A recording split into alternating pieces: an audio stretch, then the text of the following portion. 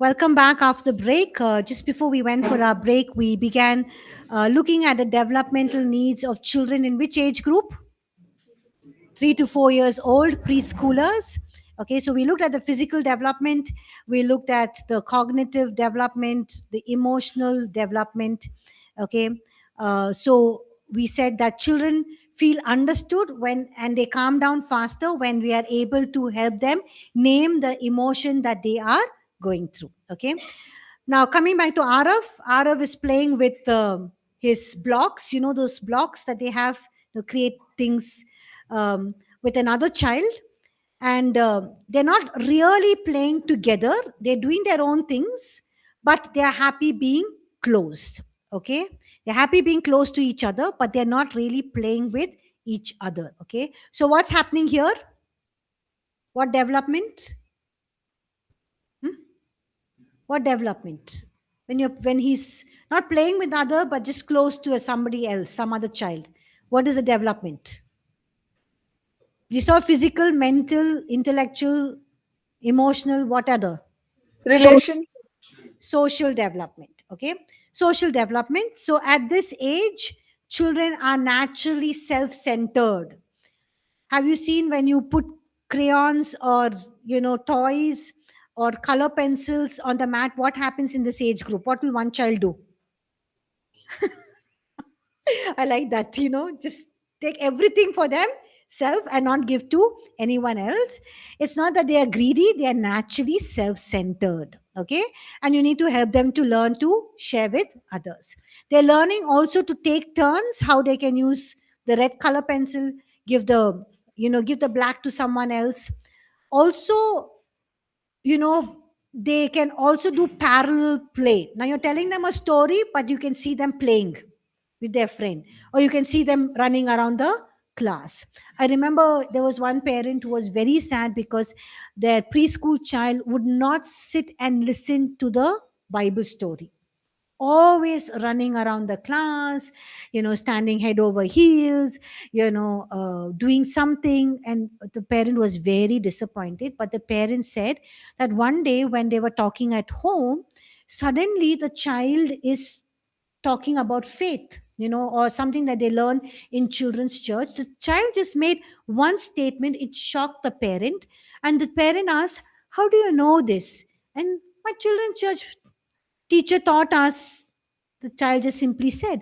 So the parent realized that even though her child is high on energy and running around the classroom, still listening. So we'll learn the different styles of learning, and then you will understand why some children sit and listen, why some children are running around, why some children are head down and leg on the wall, and but they are still listening. There are some children like that. Okay, some children, they also in this age group pretend play. They like to pretend play. They like to play teacher teacher, you know mother father, and they like to explore. That's very very important for them. So if your classroom is in an utter mess, color pencils, crayons, paper, building blocks all over the place, there is noise, actually, don't worry. Children are learning in all of that mess and noise. They're just experimenting, and it's part of their healthy learning. For you, it might not be part of healthy learning, it might be chaos and mess, but for them, they're just basically learning. Okay, so what are the do's and don'ts for social development? Don't force structured group cooperation too early. Don't say both of you have to do this, we have to play in this group, these are your friends. No, they don't like it, just let them be. Okay, also what you can do is give them puzzles, building blocks, pretend play, get them to pretend and play or act out the characters. And also a shared space, very very important. The classroom that you have, or the space where your children's church is meeting for the preschoolers, has to be the same every Sunday. When the same space, they feel very very secure, they'll be happy, and they will learn in that space. Okay, now Arav then sits with the class, he listens to the Bible story, and suddenly when the teacher is teaching the Bible story, he sings loudly. Okay, and when you ask him what story was said, he will not remember all the details, but he will know one or two things clearly. Okay, Like, for example, he will just, what did you learn, Arav, in today's story? If the teacher asks, Jesus loves me. That's all. That will be his answer. He will not remember the character. He will not remember anything in the story. He'll just say, Jesus loves me, or, something else that you have taught. So, what is happening here? What development? What development? What is left? Physical, we saw, emotional, social, mental, we finished. What is the other development? Spiritual development. Okay. So, at this age, if some of you in-person students, you want to put on the Google Classroom, the PowerPoints are there, you can also see it. So children at this age understand love more than doctrine. More than any other doctrine, they understand the doctrine of love. They enjoy Bible stories and songs. But don't teach them the songs that we sing in adult church. You need to teach them the songs that you sing in for children. Gertrude, your video is on. We can see you. Thank you. Yeah. So they enjoy Bible stories and songs, simple songs, action songs, children's songs, and they're beginning to understand what is right and wrong, important to teach them, and simple worship songs is meaningful to them. Now, what are the do's and don'ts? Don't over explain theology to them. They won't understand. Okay. Tell Bible stories with enthusiasm, expression. That means I told you, right? All your body language, action, facial expression, voice modulation. When the disciples, when they saw the storm and they're going to drown, they came and cried to Jesus. You have to do all that drama with them, and also repetition. Okay. Keep repeating because they learn through repetition. Also, it's important, another do is do teach with your Bible open, so they know you're not telling them a story, you're telling them a story from the Bible. And for them, it's important to emphasize God's love in every lesson. They love it. Okay. So the last thing that we can look at in this for this age group, some effective teaching strategies, some do's and don'ts. Okay. Don't when the children come in, don't rush goodbyes with their parents so that the parents can leave. Don't say, okay, you say goodbye to your parents, don't make it very, very rushed, because when we do that, children feel, they don't feel very, very safe. Okay, they don't feel very happy. Let the parents just stay there for some time, 5-10 minutes. And when the child gets accustomed to the classroom, they can say, okay, mommy's going to, or daddy's going to adult church, we'll come back and take you. Okay, so don't rush the goodbyes, otherwise they're going to cry for the rest of the class and they're not going to listen to you. Just help children feel safe and settled. Okay. um, so what do you mean by rushing? Don't quickly pull the child away. Don't say, don't cry, mommy will come later. Don't distract the child, without acknowledging their feelings, that they're feeling insecure that their parents have left them.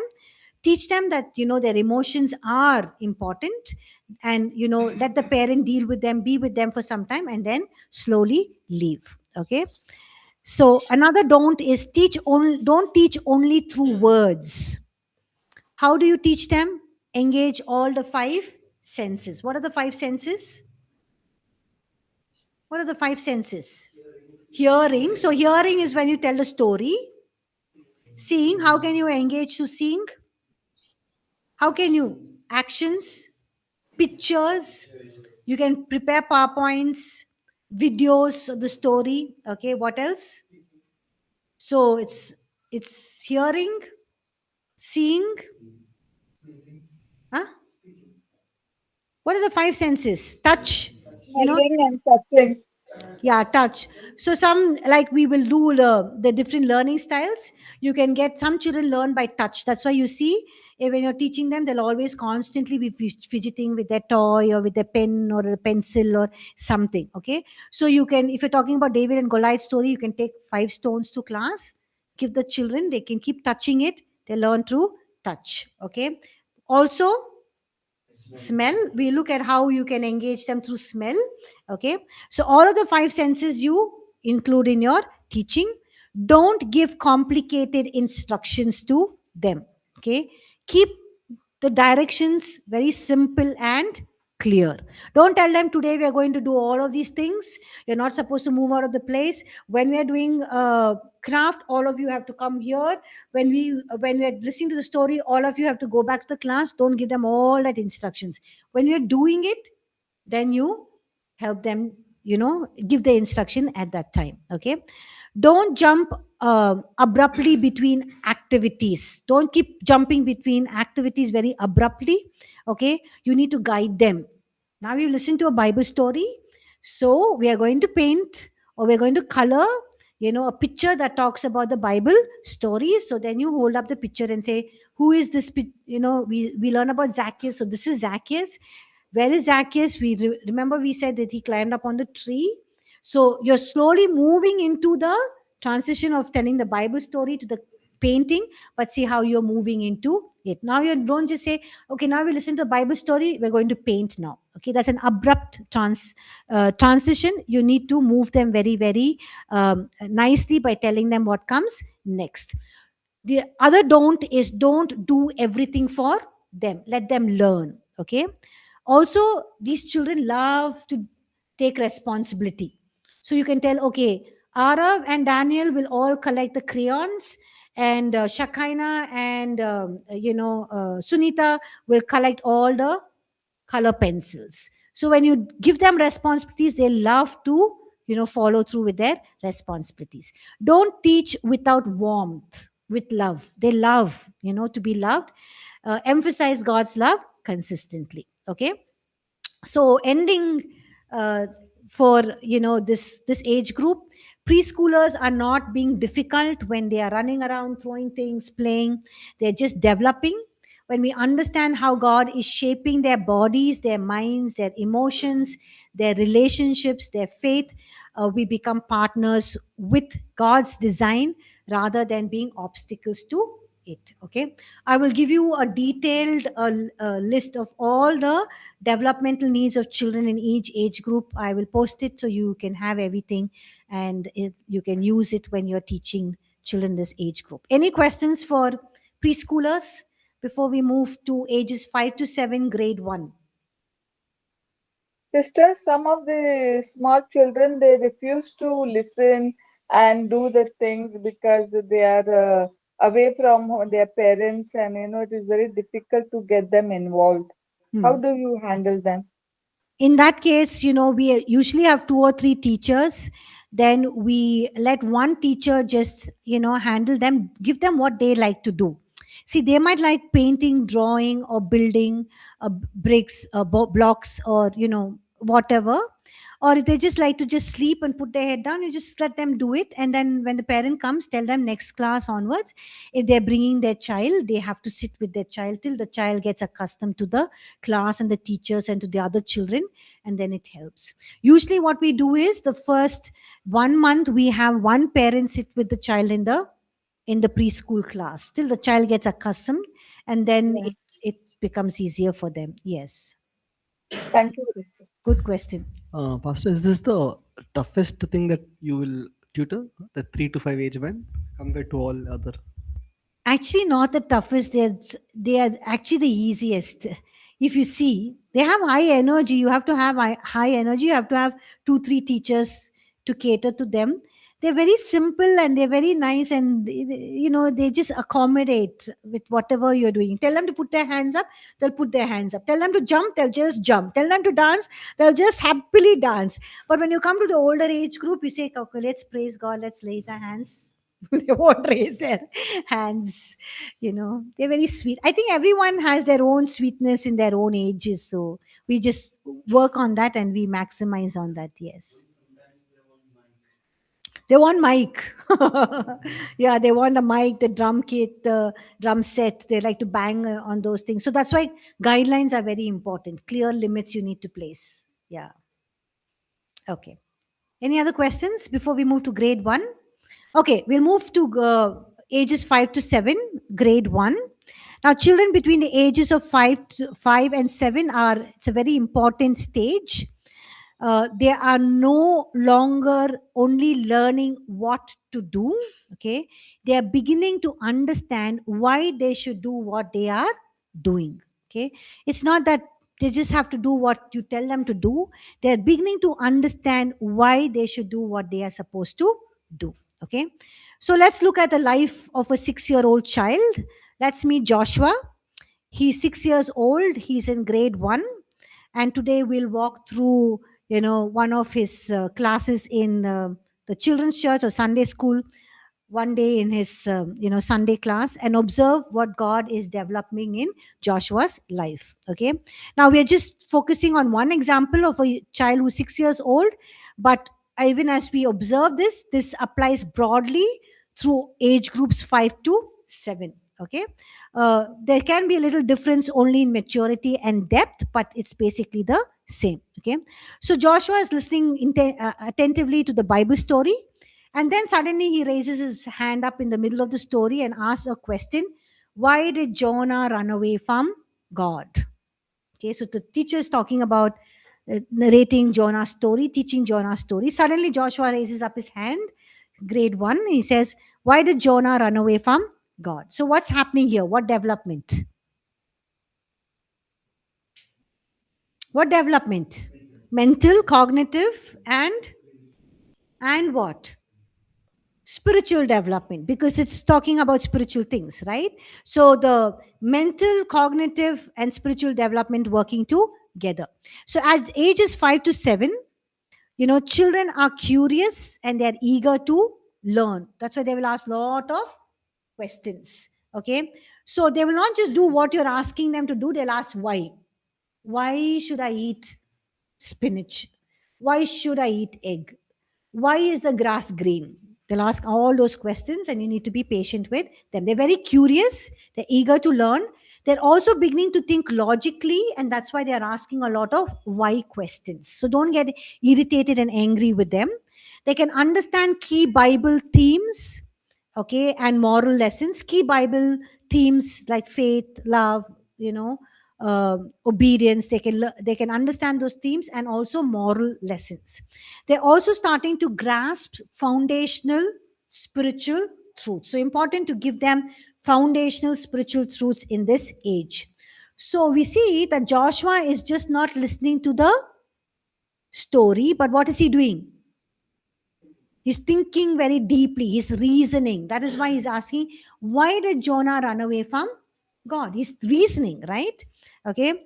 So this is when children begin to understand truths such as God loves me and made me special. So if you're teaching this age group, these are some of the lessons or Bible stories that you can, have a curriculum on.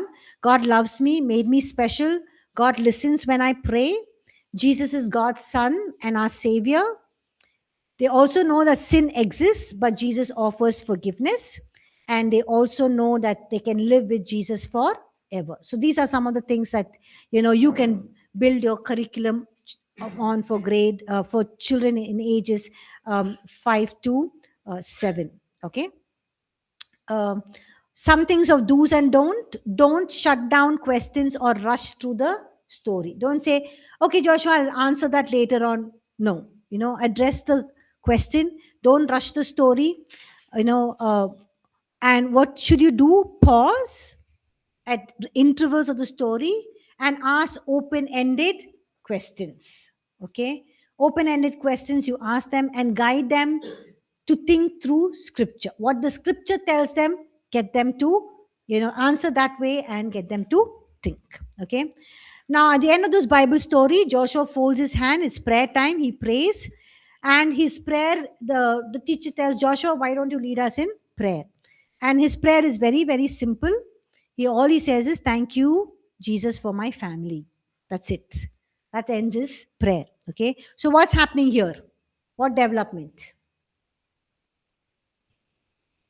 Spiritual development. Spiritual development is basically moving from imitation to understanding. He's not imitating his parents praying or his teacher praying, but he's praying according to his own understanding. So at this age, children learn simple prayers. Okay, so you teach them simple prayers, and they begin expressing gratitude and dependence to God. That's why, thank you, Jesus. He will just say, thank you, Jesus, for my friend, for my family, for food, for Children's church, that's it. Okay. So they begin expressing gratitude and dependence on God, and their prayer becomes more relational rather than just a routine. Okay. So when we guide children in prayer, instead of telling them to pray, they learn that God is personal and caring. That is why, thank you, God, for my family. Okay. What are some of the do's and don'ts? Don't expect long or perfect prayer. Okay. Don't expect long or perfect prayers. And what should you do? Model simple prayers and childlike. Model simple prayers and let children participate. You teach them simple prayers and get them to also participate. Okay. Now it's playtime after prayer. Okay. Joshua notices a classmate who's sitting alone. He stops and then he invites a child to join him in playing. So, what's happening here? What are the developments happening here? He's playing, but suddenly he notices a child sitting alone. Then he invites a child to join him in play. So, what's happening here? What are social development? Also, physical development, yes, he's playing. Emotional, he's trying to understand, oh, somebody is not playing, something is wrong. And also he's thinking about the person. Moral development. Okay. So ages 5 to 7, children build friendships beyond their family. Okay. Unlike the lower KG, these children build friendships beyond family. They learn to cooperate with each other. They're sharing, they're taking turns. They begin also to show empathy and concern for others. He notices a child sitting there alone, not playing. He's empathizing, he's concerned. He calls a child to play. Also, they start making simple decisions and moral decisions based on Bible teaching. So, very important to teach them about the Bible because they're starting to make simple and moral decisions at this age group. Now, this is where values like kindness, respect, obedience moves from lesson into life. So we need to teach them how to move from just learning to making it more practical in their lives. What are some of the do's and don'ts? Don't assume children automatically know how to act kindly in this age group. You have to help them. Okay. What should you do? You teach them moral values, you model it yourself, and also enforce that behavior through examples and through role play. Okay. So give examples and also through role play. So now Joshua participates in an activity about creation. Okay. So he helps the teacher in arranging all the pictures that she has printed out for all the 6 days of creation. Okay. So what is happening here? What development? When he's helping the teacher arrange all the pictures for the 6 days of development, what is happening here? What development? Come on. What is the development happening here when he's arranging those pictures? Emotional? How emotional? Responsibility, sister. So, what development? Intellectual, yes. Cognitive development. Cognitive development that is supported through hands-on learning. Okay. So, at this age, children begin learning to read, but they are not fully fluent. So, you can't get them to read the Bible stories. You need to explain to them. They develop vocabulary. That means they're learning how to use the right words and also problem solving skills. They also understand numbers, patterns, and simple reasoning. Okay. So why did Jonah not obey God? Simple reasoning, they understand. They learn best when concepts are concrete. That means are more practical, right? Are more practical than abstract. Okay. So you need to give them more concrete examples. So through activities, the children connect Bible truth with thinking skills. Okay. Now, what are some of you're supposed to? Yeah. Okay. The next slide. What are some of the do's and don'ts? Don't teach them only through explanation. They'll get bored. You need to use visual. You can use sequencing pictures, that sequencing, the 6 days of creation, like that sequence pictures, counting, okay, craft activities, and also real life examples. Okay, so now Joshua is moving into singing some songs. Okay, uh, Joshua sings with actions, he claps to the rhythm, and later plays a very structured game that involves rules. So there is singing time. After that, he plays a game that has structured rules. So what is the development happening here? Physical development through creative expressions. Okay, so ages 5 to 7, their gross motor skills like running, balancing, and dancing are developing. So you have to give them various activities to help them, their the larger muscles and the smaller muscles. Their fine motor skills such as writing and cutting are also improving. So you can get them to write, one word answers or puzzles, and also cutting, but you need to help them also to cut correct and straight and neatly. Okay, imaginative play, they like to imagine things and play and do role plays, and this helps children to learn. So after doing the Bible story, you can get them to do a role play, right? Put them all into characters, tell them what they need to do, and just get them to do a role play. Also, when you have music and movement, it reinforces memory and brings a lot of joy. Nowadays, we have lot of Bible stories in song, like that. um Guma Guma Ke Mara, that song. And then the blind man sat by the road and he cried, So all of those songs are things that we can, teach them. Songs, memory verse in songs, stories in songs, so action, so that this helps them to, uh, reinforce the memory and also bring a lot of joy. Okay. um, we need to understand that when we are doing games, when we're doing activity, it's not just playtime, but you need to use that playtime meaningfully for them to learn. So play is not a break from learning, it is actually learning. So you need to use all of the activities that they can do to learn. Okay, can you hear me clearly, all of you? Because it says here you are located with others, you can avoid. Okay. Okay, fine. Okay. Yeah. Okay, so we'll move on. Um, Do's and don'ts: separate movement from learning. Okay. Don't separate movement from learning. And what can you do? Use music, action, crafts, and play to reinforce lessons. In my time, we had very less resources like videos and music and all of those things. Nowadays, everything is so freely available and accessible, and we can tap into so many things.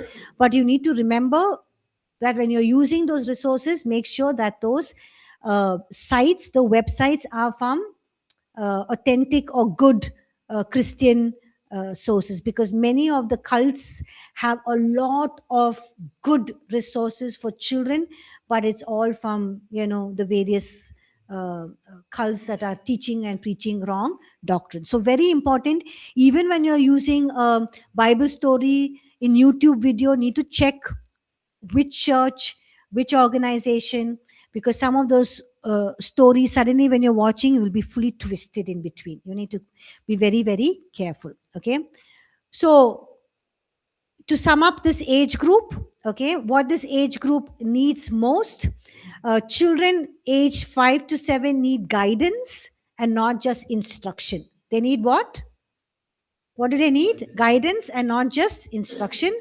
Because this age group, very, very important, they're forming their beliefs, their values, their habits that will shape their faith. So at this age group, very important to give them their beliefs, their core beliefs, values, and habits that will shape their faith. Okay, some things that do's and don'ts. Okay, use Bible stories, visuals, and real life examples to teach them. Encourage questions and discussions. Okay, connect lessons to everyday choices, very very important. Okay, reinforce good behavior and praise and encouragement. Okay, don't overload them with abstract concepts. Okay, like faith, small as a mustard seed, what is that, all of those things, abstract concepts not needed. Don't expect adult level self control or understanding. They won't have adult level understanding and also self control. Okay, now when we teach children ages 5 to 7, we're not just filling their minds, we're actually, very very important, we're shaping their conscience, we're shaping their faith, and we're shaping their understanding of who God is. Very very important age group. Okay, so that is ages 5 to 7. Any questions? Anything that you can discuss before we move on to ages 7 to 9? Anything? How many of you have children or are teaching this age group, or have siblings, or have family who are ages 5 to 7? Anyone? You teach, huh, Vimal? You taught, okay. Okay, Deepu, yes. Deepu, do you teach? Or you have children? Angeline and Deepu, do you have children in that age group, or do you teach? Yes, ma'am. I have children. Okay. So I hope this helped. Um, I have younger children, Pastor, and I have my brother's kids oh, this nice. age. Okay, nice. Okay. Sister, I have grandchildren. So sweet. You're Yeah. blessed. I You're have 4 grandchildren. so wonderful. You're blessed, Gertrude. You can minister to them effectively now. Okay. So it is worth going through all of these because there are some people who identify. Okay, we'll move. Any questions you have? Anything that you've noticed, Gertrude or Angeline or Deepu, and you want to ask any questions? Anyone else? No? Okay, if not, we'll move to ages I 7. have one question, sister. It's like for my grandson. He has anger management. He just screams, and I don't know whether this is psychological or just his behavior. Okay, so he's age 5 to 7 in this age group? No, he's a little older. He's 9 years old. 9 years old. Okay, so let's come to that age group and then we'll see, and then you can see how you can help him. Okay? Okay, okay. Yeah. Yeah, so here on the screen is, I really can't, some of the messages that children in this age group need to hear. I've just listed it all out so you can read it. I'll also post it as part of the um, notes so you can have that. Okay, so if you're teaching this age group, these are some of the messages that children in this age group would need to know. Okay, yeah, we'll move on. Ages 7 to 9. Yeah, before that. Okay, can you give him the mic, please?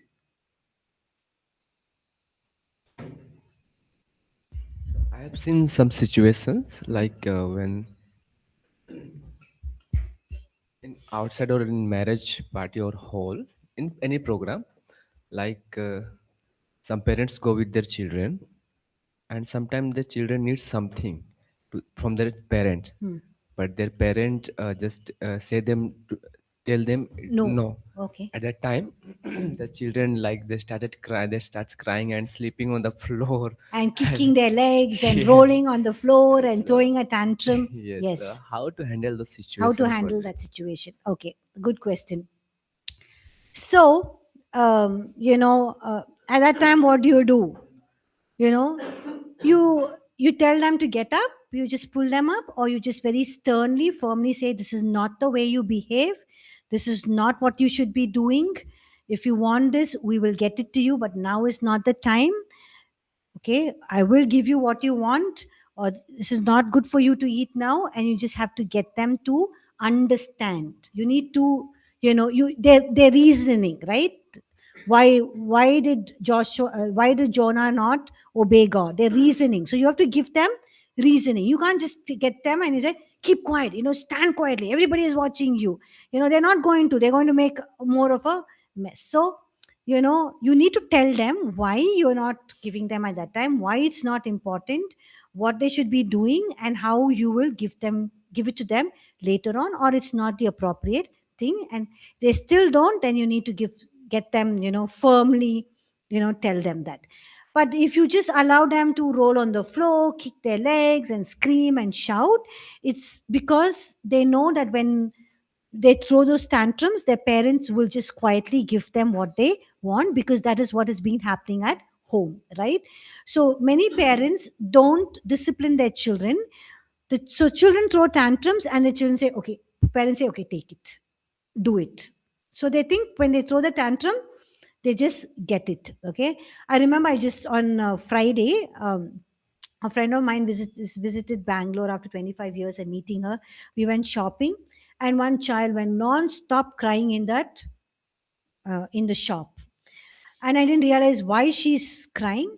And the mother bought what she wanted to buy, and she was leaving. The child would just not stop crying loudly, and the mother is trying to tell her, okay, I'll buy you something else, this is not what and the child is not, she's trying to explain, this is not what you want, I will buy you, I will get you, I will get you this, I will get you that. She's screaming all the more, she's throwing her tantrums, the mother's trying to carry her and lift her up to take her out of the shop, she's just pushing her. All I did was I just looked at the child and said, shh, pin drop silence. No crying, I said. Shh, no crying, I said. Just perfect silence. I realized that the parent was not bringing in the discipline. She's trying to coax her and coax her and coax her, and this one is throwing more tantrums that she wants what she wants. She's not saying, no, I'm told I'm going to get this, now stop it. All I had to do is shh, no crying, perfect silence, quietly climbed up the stairs and went out of the shop with her mother. So sometimes discipline is also important, and when we don't do that, children know that they can just throw tantrums. Yeah. Okay. Developmental needs of children ages 7 to 9. Okay. So children between these ages of 7 and 9 are no longer just learners. They become thinkers. They're thinking more deeply. Okay. They're forming their confidence. They're building their conscience. They're also building up their convictions. What is right and wrong? Very, very important age group. So let's meet Daniel. He's 8 years old, and we're going to look at his life of one day in Children's Church and observe what God is developing in him. Okay. So Daniel is listening to the Bible story, but he's struggling to sit quiet in the class. He can't sit still in the class. His legs are bouncing, he's kicking, he's half off his chair, half his leg is stretched out, his hands are moving. And when the teacher invited Daniel to act out David and Goliath's story, he suddenly has all the energy and the enthusiasm and the purpose, and he jumps up. So what's happening here? What development? Physical development, right? So children in this age group, they grow slowly and unevenly. Okay. Not unevenly means one hand is long and one hand is short, or one leg is long, one leg is short. No, unevenly. Some children are tall, some children are short, and they have sudden bursts of energy. Suddenly they become very energetic and lively. Sitting still for long periods of time is very, very difficult for even this age group. Okay. And like the preschoolers, they also get very tired very easily. Very important in this age group, they love to help. When they help, they feel that they're very useful. Okay, so they just jump up for anything and everything. If you say, oh, I left that thing on the downstairs, or in the adult church, they 5, 6 will be ready to jump and run and to bring the thing for you. Okay, so movement is still essential. Even though they look older, they still like movement. Okay. So what are some of the do's and don'ts for physical development? Don't expect them to sit quiet and long for long periods of time and listen to you. Okay. What can you do? Build action into the lessons. So let them act, move, make sounds. For example, if you're teaching them about, David and Goliath, you can say, I remember when I was teaching David and Goliath in school, for the children, and I say, Goliath came, he said, thum, thum, thum, and all of them, started banging their desks and thum, thum, thum, they were doing it. So every time Goliath, he said, they will do this voice and this action and all of that. And when you're telling the story of the storm, you can get some of them to make the noise of the wind blowing. They can come up with such creative things. And how the disciples were crying, so some of them crying, some of the wind blowing, some of them thunder, and some clapping their hands for thunder or whatever. So you can get everyone to do different things, and just enact the whole scene, even as you are um, narrating the story. So when I was narrating the story about that 10 plagues, it's like one after the other. It's so boring. So what I thought of doing was, after every plague, Pharaoh said, I will not let the people go. So, when you say, and, Moses prayed to God, and God removed the plague. And Pharaoh said, when you say Pharaoh said, they will have to do the action, I will not let the people go, or I will not let the people go. So you just get them to do the action. So they're with you, they're listening, and they're ready to do the action when you are come to that place. So that at least they will be listening to the narration. Okay. So get them to act, move, make sounds, and participate physically. Okay. Also give them classroom jobs. They just love to help, and that help actually helps them build confidence. Okay. So get them to do various acting. When you're doing object lessons, we'll talk about object lessons and skits or activities. Get them to do things, give them some simple jobs, they love it. Okay. Now Daniel, the teacher asked him to read a Bible verse loudly. He looks up the passage on his own, and later he asks a very serious question: did Jonah really live inside a fish? Okay. So he reads this Bible passage, but then he asks a very serious question: did Jonah really live inside a fish? So what is happening here? What development? Mental development, right? So at this age, children live very much in the present. Okay. They're not in the future, they're not in the past, they're very much in the present. They're thinking concretely and literally. Okay. Why is the grass green? Why is the leaves green? Okay. Why does the sun come out only in the morning? Okay. So thinking concretely and literally. Their language skills are growing rapidly. They are early leaders, and they begin also writing. They can copy scripture. If you write a memory verse on the board, they can copy that. They can write simple question and answers if you give them simple question and answers. And they're also beginning to separate fact from fantasy. Remember, in the lower age groups, they're always pretend play, fantasizing, right? Full fantasy. I'm a doctor, I'm a teacher. They'll act like a teacher, doctor, or mummy, daddy, they'll act all of those things. Now they're moving from fantasy to facts. That means they want to know more facts. And they start asking why questions about faith. Why? Why should I believe in God? Why should I not do this? Why should I do that? So this is a very crucial moment. And we need to understand that all the questions they ask, the why questions is not questions on rebellion, but they're actually trying to understand the facts, and they're learning to grow. Okay. So what are the do's and don'ts about mental development? Don't dismiss their questions or give vague answers. Don't tell them, if they ask you, why should I do this? Don't say, because I'm telling you to do it, or you should be doing it, or because the Bible tells you to do it. Give them some real concrete, because they're trying to understand. They're moving from fantasy to fact. Teach them to trust the scripture while guiding their reasoning. So tell them, scripture tells us this. Okay. Scripture is the truth. Guide them, and also help them to reason out. Also use simple explanations, examples, and Bible-based answers. Okay.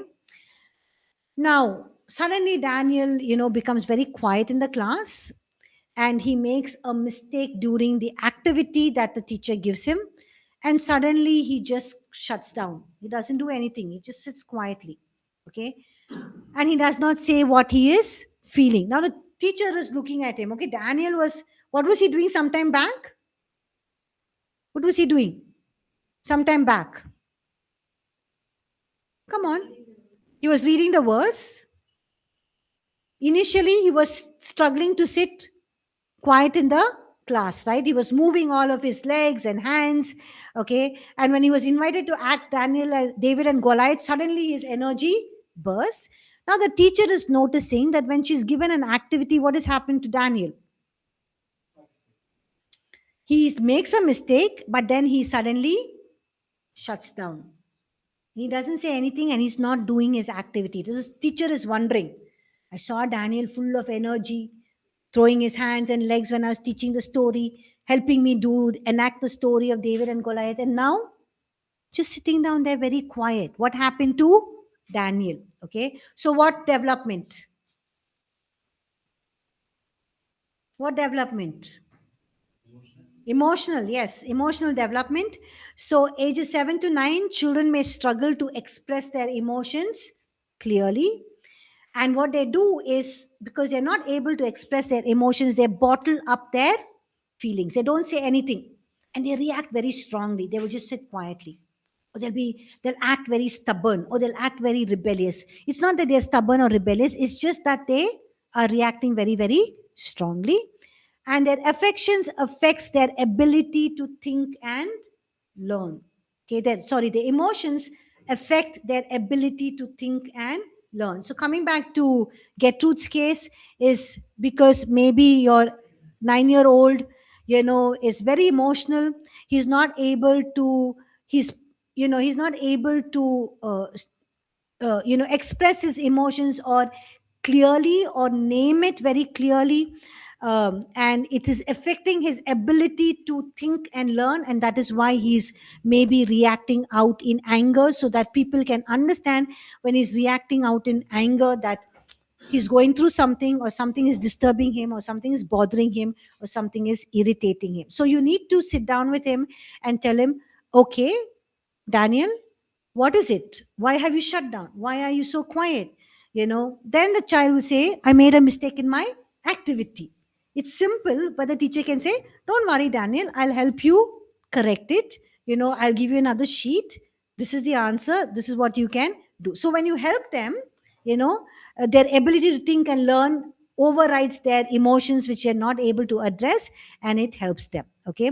Self-esteem plays a major role in participation. Their self-esteem. Okay. If they feel very valued, loved, they will participate. If they feel they're good for nothing, hopeless, their teachers in school are telling them, their parents are putting them down, it just affects their role in participation.